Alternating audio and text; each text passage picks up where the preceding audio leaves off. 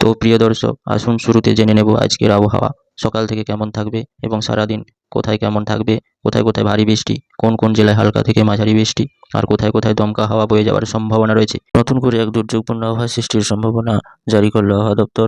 বঙ্গোপসাগরে বর্তমান যা পরিস্থিতি তা একটা নিম্নচাপ সৃষ্টির জন্য যথেষ্ট, এবং দেখতে পাচ্ছি বঙ্গোপসাগরে নতুন করে এক ঘূর্ণাবর্ত সৃষ্টি হতে চলেছে এবং যার প্রভাবে এক নতুন দুর্যোগপূর্ণ আবহাওয়া সৃষ্টি হয়েছে এবং তা দেখতে পাচ্ছি শ্রীলঙ্কার উপকূলবর্তী জেলা এবং দক্ষিণ ভারতের কাছাকাছি অবস্থান করছে।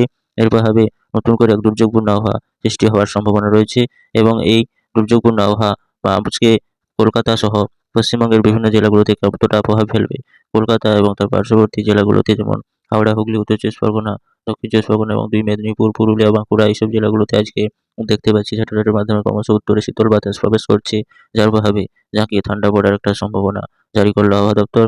এছাড়া দেখতে পাচ্ছি মালদা, মুর্শিদাবাদ, উত্তর চব্বিশ পরগনা, এছাড়া উত্তর দিনাজপুর সহ দক্ষিণ দিনাজপুর এইসব জেলাগুলোতেও দেখতে পাচ্ছি উত্তরে শীতল বাতাস ক্রমশ প্রবেশ করছে, যার প্রভাবে কনকনে শীতল আবহাওয়া বিরাজ করবে আজকে সারাদিন। এবং উত্তরবঙ্গের গ্যাংটক, শিলিগুড়ি, আলিপুরদুয়ার, জলপাইগুড়ি, দার্জিলিং, কোচবিহার এইসব জেলাগুলোতে ক্রমশ ঠান্ডা আরও ক্রমশ বাড়তে চলছে এবং এর ফলে জাঁকিয়ে ঠান্ডা পড়ার অনুভূতি থাকবে সারাদিন।